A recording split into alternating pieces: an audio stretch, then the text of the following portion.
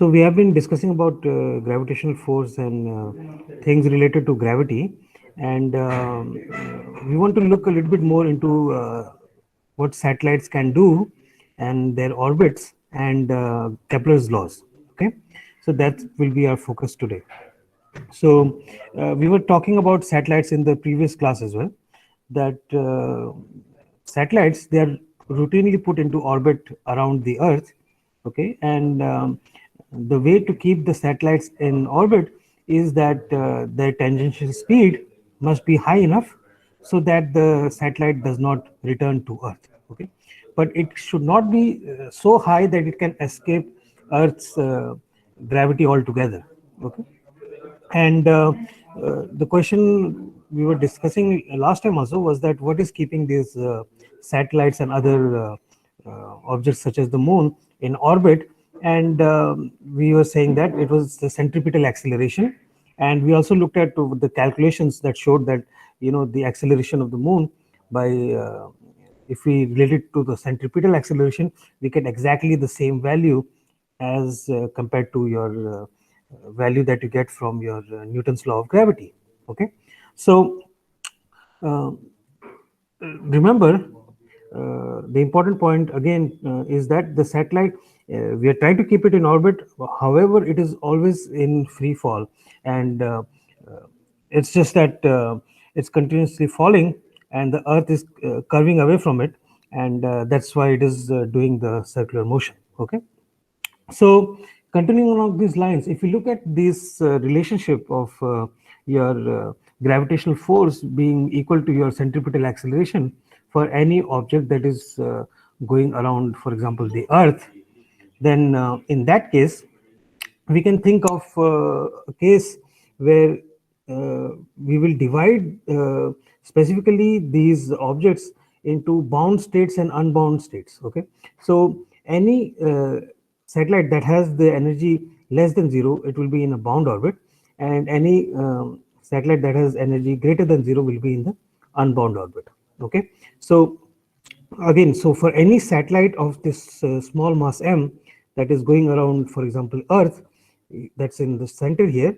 Okay, so m of e is the mass of the Earth, and now this capital R is the distance from the center of the Earth to the uh, location where the object is doing the orbit. Okay, so you have to be very careful. Okay, this R is not just the radius of the Earth, but it is the distance between the center of the Earth and the position where the gravitational force is being exerted. Okay, so again we can equate these two formulas, right? So we have Newton's law of gravity, which will be the small mass m times capital mass me, okay, which is the mass of the Earth, times g, the universal constant, divided by r square. Okay, so if we equate it to mv square by r, we get an expression for the speed of the satellite in orbit. Okay, and it is given by the square root of meg by r. Okay, and you can easily see that from this relationship, all right, that your small mass is getting cancelled, your one of the r's is getting cancelled, so we will be square root of meg by r. Okay, and from here what you can do is you can even find the relationship for the time that a satellite takes or an object takes to complete an orbit. Okay, so time will be just 2 pi r, that is the complete distance to complete one rotation, divided by the speed, okay, which is the v orbit. Okay, this is just the speed is distance over time formula. So here again you can plug in the value for v orbit. We know it is square root of meg by r, and if we do that, we get that the time period is 2 pi r raised to 3 halves, and it is divided by square root of me times g. Okay, so that is the expression that you get for time period. That means the time taken to complete one complete rotation around the Earth. Okay, where r is the distance away from your center of the Earth. Okay, mind you, don't forget that. And you have to divide by the mass of the Earth and the gravitational constant.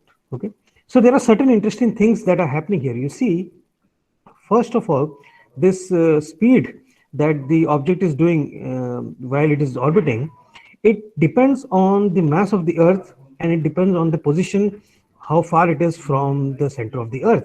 However, it doesn't depend on the mass of the satellite. Okay, so that is kind of very interesting, that any object that is doing this orbital rotation around Earth, it doesn't matter what the mass of the object is, right? The speed, it depends only on the mass of the Earth and the distance, how far away it is from the center of the Earth. Okay? Similarly, if you look at the time taken for one orbit, the time as well, it depends on the distance, how far away it is from Earth, and the mass of the Earth. Okay, so it doesn't depend on the mass of the satellite itself. Okay, so that is very interesting to note. All right. So continuing along these lines, let's talk about geosynchronous satellites. Okay, so a geosynchronous satellite is one that stays above the same point on the Earth. Okay, so this point where the satellite will be relative to the Earth doesn't change. Okay, so as the Earth is rotating, the satellite is also rotating at the same period. Okay, and it is very important. You can imagine that we use satellites for communication, and suppose a signal is being sent from somewhere on the Earth to the satellite, and if the satellite itself is moving, then we will have to again send the signal at a different location. So that is a very tedious process, right? So if you always have to send the satellite a signal from the Earth, and at the same time receive the signal at a certain location, it is better if the satellite is always kept in the same position. Okay, so that's what a geosynchronous satellite is. Okay, so uh, it is at a location that it always stays at the same point. Okay, and such satellites are used for this TV and radio transmission that we use, okay, today nowadays, for our communications and for for transmission. Okay, so for the first exercise, what I want you to do is I want you to calculate the height above the Earth's surface where such a satellite must be, so that the time period of the orbit is the same as the time period for the Earth. Okay, so as you can see, we know what the time period is of a satellite that is going around the Earth. It is 2 pi r raised to 3 half pi square root of MEG. Mass of the Earth is about 6 times 10 to the 24 kilograms. G, we know what is the value. The units are in SI, so I don't care. And radius of the Earth is again 6,400 kilometers. Okay, and what we need is to make this satellite geosynchronous. That means we want the time period of 1 day. Okay, so and 1 day, the number of seconds is 24 hours into 60 minutes into 60 seconds. Okay, so that is our value, and that will come out to be about 86,400 seconds. So that is the time period that you need, okay, for this geosynchronous satellite. So you need to plug in that value here, 86,400, and it will be equal to this r raised to 3 half, and then all the terms you can take on the other side. So let's try to do that. Into 10 to the power 24. Okay, because this is m of E, okay, which is mass of the Earth. All right, so that we're getting for r raised to 3 half should be about 2.75 into 10 to the power 11. Okay, and that should be in meters. Okay, so now I need to take the square. That will give me r cube. So if I square this square, and then I'll get r cube. So then I need to take the cube root. By the way, we have to find the height above the Earth's surface. Okay, so the height above the Earth's surface, that height should be this value from the center minus 6,400. So we should get 35485. Okay, let me divide by 1000 minus 6,400. Okay, so it's coming out to be 29085. Okay.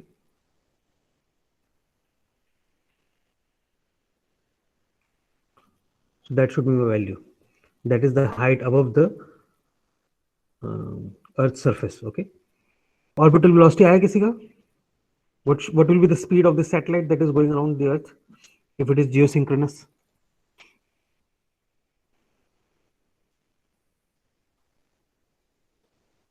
Well, I'm getting about 3.36 kilometers per second. So that was an example of the geosynchronous orbit. So every satellite that has a fixed location above the Earth, that is used for this TV communication and for other radio communication through satellites, they are approximately at this distance, about 10 to the power 7 meters. Or approximately this value will vary a little bit, but the order of magnitude will be 10 to the power 7 meters. Okay, and they are always in the same position above the Earth. Okay, and again, for the case that was given in the tutorial as well, you might have cases of low Earth orbit, like the International Space Station, and in that case, the distance is much more closer to the Earth, and accordingly, the time taken to do a complete rotation is much smaller.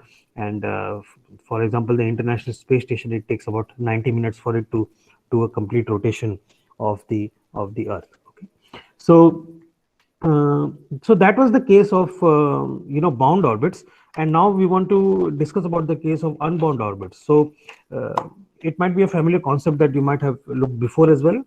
That if we ask the question that suppose I throw an object or I launch a satellite, so what should be the velocity that it doesn't return back to Earth? Okay, so that is described as being the escape velocity from Earth.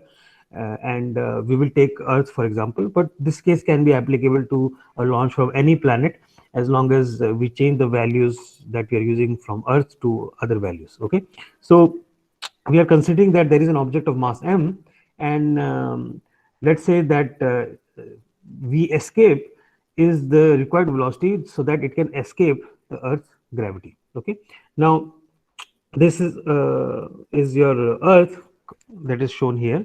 Okay, and that's the complete area here. This is your complete Earth. Okay, and the radius of the Earth is given by r of e. Okay, so that's the radius of the Earth now, and m of e is the mass of the Earth. Okay, so we know that the mechanical energy is the sum of the kinetic energy and the potential energy. Okay, so an object that is thrown from here, from the surface of the Earth, right, it will have some kinetic energy, and that energy will be 1/2 m v escape square. Let's say v escape is the amount of velocity that is required to escape the Earth's gravity. Okay, and the potential energy we know is the mass of the object, okay, or the satellite, the mass of the Earth times g divided by r of e. Okay, so we have looked at this expression before as well. Okay, so what we are going to say is we know that mechanical energy is going to be conserved. Okay, so at infinity, where this there is no longer any gravitational attraction to bring the object close to Earth. Okay, if that is the position where this object can no longer return, so at that point the amount of mechanical energy will be given by, we can just note it as m of e at point B. Okay, will be 1/2 mvr square, that is the velocity. Okay, and minus m of e g by r. Okay, so that is at any point r, that even it's at infinity. Okay, so we are giving it just enough amount of energy that it is now going and reaching infinity, where we are saying that there is no not enough gravitational field to attract the object back to Earth. Okay, so in that scenario, when r tends to infinity, we know that m of v g by r, the potential tends to 0. Okay, so that is by definition that we have described what is the potential that the gravity has. Okay, and this kinetic energy final, that is what we get is this value. Okay, then even at the final point where you're launching the object, right, it just has enough energy that it escapes, so then it doesn't have any velocity anymore. So that is the most minimum energy, kinetic energy, that you can give. Okay, so at that point, when it has reached infinity, it no longer has any extra velocity to keep traveling. Okay, so then the velocity at that position r is also 0. Okay, so we are launching an object and we are giving it enough energy to reach infinity and just reach infinity, so, and we are not giving it any more energy to just go and keep going away. Okay, so in that case this entire term becomes zero. Okay, so the entire energy at B becomes zero. Okay, so now since the mechanical energy is conserved, then we can write that 1 half mv escape square minus m of g by r square, right? This term should be equal to 0. Okay, because mechanical energy is conserved between point A, which is the amount of energy that you're giving it while launching it from the surface of the earth, to the amount of energy that it will possess at infinity.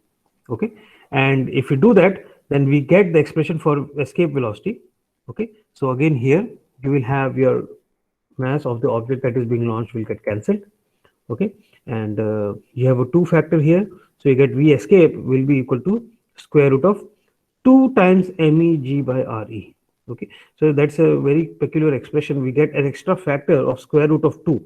Okay, so all the satellites that are in bound orbits have the orbital velocity as the square root of meg by r.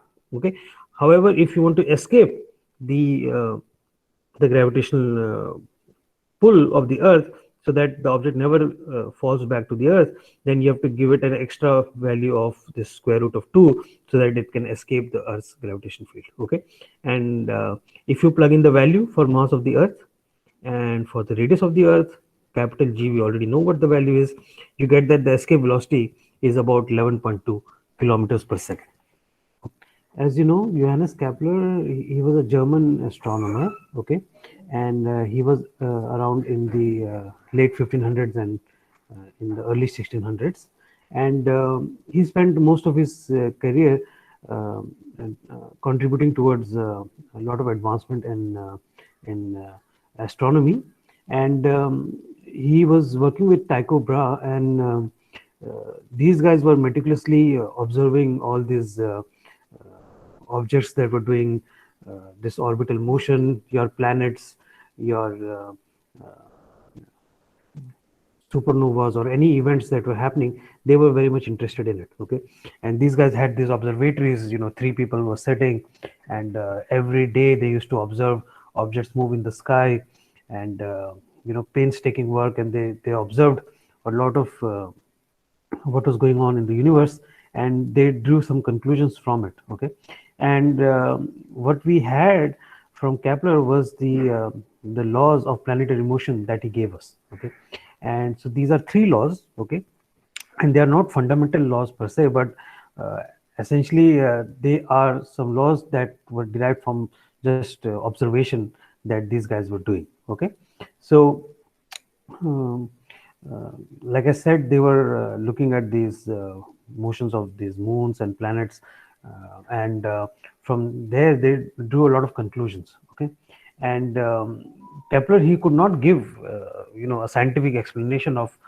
what was going on, and it was Newton who came later with the Newton's universal law of gravity, and he gave a more fundamental picture of what was happening, why things were doing the kind of motion they were doing, what was the time period of these motions, and all those things.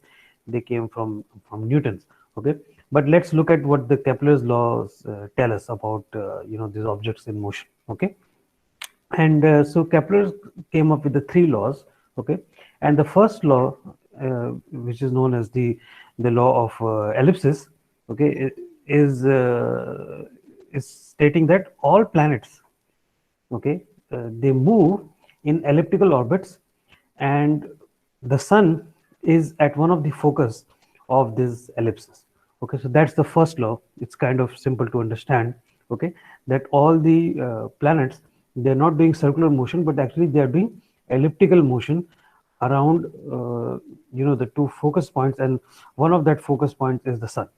Okay, now the other 2 laws we will be discussing shortly later. Okay, so let's look at the first law first. All right, so if you look at the ellipse, as to how we are defining an ellipse. All right, so here in the picture you can see f1, f2, these are the 2 focus points, okay, of an ellipse, And what is a special quality of the ellipse is that you know this sum of this distance r1 and r2, okay, it is some value, and that value is always constant for an ellipse. Okay, so that means suppose I had chosen my r1 to be somewhere here, okay, and I draw another line like this and call this as r1, and then I join the line to the other focus here. Okay, now the sum of this length and this length is also the same as r1 plus r2, and that is the special property of what an ellipse does. Okay, now the longest distance through the center, okay, which will be this major axis here, okay, that is what we call is the x-axis is called the major axis. Okay, and so it will be defined as 2 times this a value, which is the, you know, one of the sub major axis value. Okay, and similarly you have a minor axis, and the minor axis is given by the length from this end here to the other end, and so it will be 2 times this value b. Okay, so there are two axes, there is a semi major axis and there is a semi minor axis. Okay, and from here in ellipse you can define a term which is called eccentricity. Okay, and it is simply giving you a measure of how much uh, you know, one of these major axis is different from the other minor axis. uh, Give me a couple of minutes, huh? 1 second.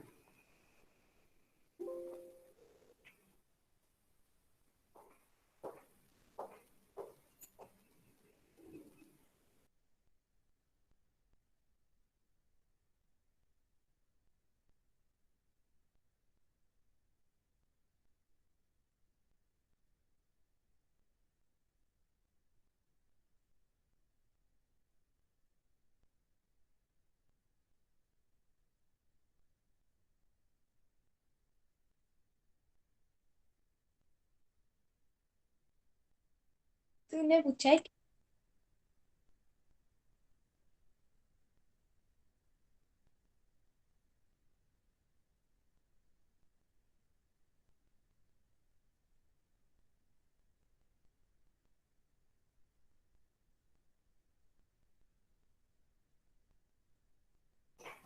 All right, sorry guys, there was a faculty, they needed some help. Okay, where were we? Yeah, am I audible now? Yes, sir. Yes, sir. Yes, sir. Okay, so we were talking about the general properties of ellipse. Okay, so we have these two axes, the major axis and the minor axis, and then you can define the eccentricity. Okay, so, and the eccentricity is just how much one axis is stretched from the other. Okay, so that and give a range all the way from 0 to 1. Okay, and we can define 0 as the value when you have basically your circle. Okay, as the case. All right, so that would mean that this focus is now at the center. Okay, and a will be equal to b. Okay, so that's what it means. All right, like the first law is mentioning, at one of the focus the sun is there. Okay, and so in our case, let's say at f1 there will be the sun is present. Okay, and the planets are doing some orbital motion around this path that is given by this red line, and at f2 there is nothing there. Okay, so there is nothing present at the f2. Okay, and so in the case of the sun, the terminology that we use is aphelion. Okay, and that is the point that is farthest away from the sun. Okay, and that would be the distance would be a plus c. Okay, so farthest away from the sun would be some point here, and so that will be this value of a plus c. Okay, so this is a n plus c. Okay, so and then remember when we were talking about satellites, we had defined that you know, for an orbit that we use around the earth, the same thing is called apogee. Okay, so for the sun we call it aphelion. All right, and similarly the point that is nearest to the sun we call it perihelion. Okay, and in the case of earth we name it as perigee. Okay, so perigee or perihelion, they are close to the sun. Perihelion is close to the sun. Okay, whatever is orbiting, and perigee is you know, whatever satellite is orbiting close to the earth, the closest point is known as perigee. Okay, so these are just terminologies one uses. Okay, so you should be familiar with them. All right. So this first law, it can be shown as it's a direct result of the inverse square nature law from the gravitational force. Okay, so all these orbits, they are bound orbits. Okay, and for a good approximation, we choose circular orbits to work with during problems. That's what we have done. However, you should be aware that it's more of an ellipse is what is happening when things are going around the sun. Okay, and again, I had defined this earlier as well, that bound objects, they are basically objects that are repeatedly doing the orbiting around your focus or your around the center. Okay, an unbound object on the other hand would pass by an object that is having some gravitational field, but it would not return to the same uh, position, and so it is not something that is repeating the motion. Okay, so uh, here you can see the picture, right? Sun is at one of the focus. You have a planet that is going around it. Okay, there is nothing actually present at the other focus. Okay, and at any position on this orbit, there is a force of gravity that is acting in a straight line towards the sun. That is very important. Okay, and in the next chapter, we'll look at what characterizes forces like these that are drawn by a straight line between 2 points. Okay, so that is pretty much your example for the first law. Okay, and just to give you an idea for the eccentricity. Okay, so Mercury's orbit in terms of all the orbits of the other planets has the largest eccentricity. Okay, so you can see how eccentric this orbit is shown here, right? And that essentially is the value for Mercury is about 0.21. Okay, and before, Pluto was the one that had more eccentricity as to the difference between this major and minor axis. But now we know that Pluto is no longer the planet as per definition. So now Mercury is the one which has the most eccentricity. Okay, and interestingly, if you all know, the Halley's comet. Okay, and this object, it has an eccentricity of 0.97. So it has a very large eccentricity. Okay, and the Halley's comet, it last appeared in 1986. Okay, and it comes back in its orbit every 75 years. Okay, so about probably in 1960, when we are all very old, we probably will be able to see the Halley's comet pass by Earth. Okay, and so at that time, hopefully you'll remember that it has the highest eccentricity that we know. Okay, 0.97. Right, so very high. So this is a slide. It shows you some of the orbits that the planets are doing around the sun. Okay, and you can see how the Halley's comet has the big eccentricity 0.97 as compared to the other planets. Okay, and of course they look circular here for the Earth and other planets, but mind you, you have to be careful. These are also ellipses. They're just drawn to scale. Okay, so let's look at the second law. Let's look at the statement first. Okay, and the statement for the second law says that the radius vector drawn from the sun to a planet, it sweeps out equal areas in equal time intervals. Okay, so what does this mean? All right, so if you look at the vector that is drawn from the sun to the planet. Okay, so this planet which is orbiting the sun. Okay, let's say it is orbiting for a certain time interval t. Okay, and during that time interval t, it covers some area a1. Okay, now when it is at other position around this orbit, and it takes the same amount of time to go from position here to here. So let's give this some numbers. Let's say there is some time t taken to go from 1 and 2, and the same time t is taken to go from position 3 to 4. Okay, so if the time is the same during this orbital motion, it turns out that this area that is mapped in these two cases, okay, this area right here is also the same. So that's all it is saying. Okay, so if the time required for the planet to sweep out area A1 is equal to the time that it takes for to sweep out A2, then the areas have to be equal. Okay, so that is the second law. Okay, now what will happen is the planets, they will speed up, when they are closest to the sun. Okay, and they will speed down, and they will be in the slower speed when they are farthest away from the sun, and that is just a matter of the amount of force that is acting on them because of the distance r. Okay, so we know the relationship, it is the inverse square relationship. Okay, so there is a small proof that you should be aware of for the second law.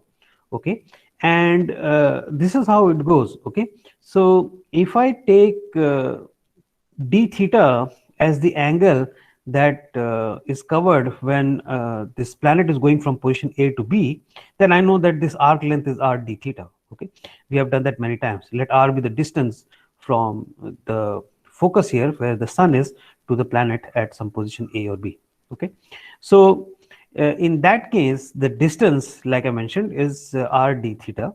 Okay, and the area for a good approximation will be 1/2 times this base, which is r, times this arc length, which is r d theta. Okay, so you can just use the parallelogram law and write it in this format. Okay, now if I take the time derivative, and that is what I'm interested in, I want to see how much area is covered in certain time t, then dA by dt, I can write it as half times r, and r, they are constant, they're not changing per se, so I can just write d theta by dt. Okay, so in that case, I know that d theta by dt is omega. Okay, and omega times r is actually v, the velocity that this object is having when it is going around the on the orbital motion. Okay, so I get an expression in this form: dA by dt is 1/2 times r times v theta. Okay, now if I look at angular momentum for this situation, okay, the angular momentum L is given by m times r cross v. Okay, so we have your r, and then we have certain vector v that it is having some instantaneous velocity, let's say here, something like that. So we know that the value for L will be r cross v. Okay, and here we know that the angle, like I showed here, is approximately 90 degrees, right? So we get mr times v theta, that's the value. Okay, so from here what you can do is you can plug this value in here, right, for v theta as L by mr. Okay, and so you get an expression that dA by dt is actually equal to half times L by m. Okay, and if you look at this expression much closer, look at what is happening here. The rate at which the planet sweeps out certain area, which is on the left hand side, is equal to 1/2 times its angular momentum divided by the mass.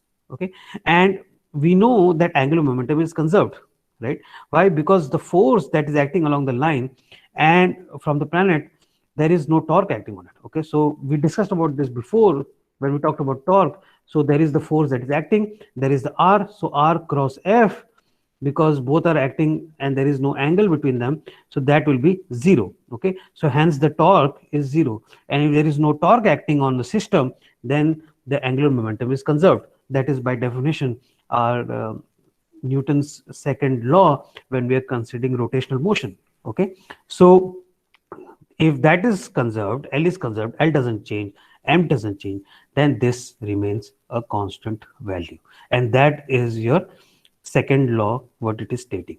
Okay, so finally we have the Kepler's third law. Okay, and it's just saying that the square of the orbital period, okay, t of any planet is proportional to the cube of the semi-major axis A.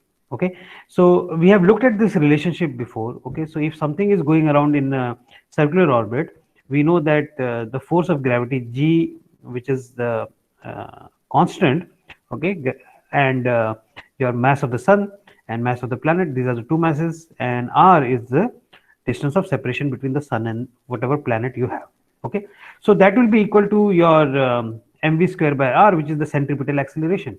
Okay, so you have mass of the planet that is doing the orbit, and we have the velocity of the orbital of the orbit of the planet divided by r. Okay, so from here you can simplify by just saying v, which is the velocity, will be the total distance divided by time, right? So you have just something orbiting in a circle like this, and that is the velocity it has. So the complete path length is 2 pi r, and then t is the time taken for one complete orbit. So if you plug that in, you get t square is some factor times r cube. Okay, and that is the relationship, and that is the third law that the Kepler is saying. Okay, and this law for the circular orbit, it translates to the case of your elliptical orbit. Okay, so you get the same expression, and instead of r, you can replace it with a, which is the semi major axis. Okay, so it's a good approximation and it works. All right. So those are the three laws. They are not fundamental per se. They can be derived from the Newton's laws, but of course they are very useful, and they were very instrumental in development of a lot of work in the field of astronomy. Okay, so we should be aware of it. How does the Earth rotate? Is it counterclockwise or clockwise? Can anybody tell me? Counterclockwise. Counterclockwise is correct. What about the planets? When the planets are going around the sun, are they going clockwise or counterclockwise? It is counterclockwise. Okay, so they are also going counterclockwise. So that's some interesting thing. I found one another interesting thing, which is known as the tug of war. So for those who are familiar, Earth, when it's rotating about its axis, it is actually tilted. Okay, and the tilt angle is about 23.5 degrees. Okay, now whatever is the Earth's north pole, if you're familiar from your school physics, is actually the magnetic south pole. Okay, and we have the magnetic north pole pointing towards the southern pole of the Earth. Okay, now what happens is, interestingly, your magnetic north pole is not actually fixed. Okay, so it is actually moving between 2 points. Okay, and what researchers have found out is, as you can see, the position here back in the 1800s was much more close to Canada. Okay, and now the position has shifted drastically towards Siberia. Okay, so it's shifting to, above north of Asia, the Russian peninsula. Okay, and so it is believed that there are these two magnetic you know regions which are attracting this north pole. Okay, so it's shifting between these two positions, and it is going more and more towards Siberia. Okay, for the moment. Now what happens is, all these things of where the north pole is and where the magnetic field is, these are monitored now by satellites. Okay, back in the day, like 50 100 years ago, people used to use needles, and they used to see where the needle is pointing, right? And when you are in the north pole or the south pole, the needle will point directly towards the center of the Earth, so it will point downwards. So that was the, before we had satellites. So now we have satellites that can actually measure the the intensity of these fields and the direction of where these fields are pointing, and it's of very important concern to us, right? Because if you are aware, we had talked about this before also, what happens with these magnetic fields that are around the Earth is that they kind of protect us, right? So all the particles that are expelled from the sun, that are coming towards the Earth, right? So they are charged particles, and they can really cause damage to the uh, life and other equipment on Earth. Okay, so we have these magnetic field lines that are going around the Earth, and what they do is they trap these charged particles. Okay, so the charged particles, they get trapped, and then they start moving back and forth between this north pole and the south pole. All right, and these belts which form here, okay, these are called the Van Allen belts. Okay, now that's how we get protected. Okay, so but there are places in the atmosphere, okay, where these belts are very very weak. Okay, so what happens is that these charged particles from the sun, they leak through, and if you have satellites in the low Earth orbit, they get damaged because of exposure to these charged particles from the sun. Okay, so you will have computers and the satellites, they will break down, and so a lot of work is being done. This is known as the anomaly, where your magnetic field is very weak, and it cannot protect us from these charged particles. Okay, so I have the links. If you want to read more about these interesting things, you can go on these websites. Okay,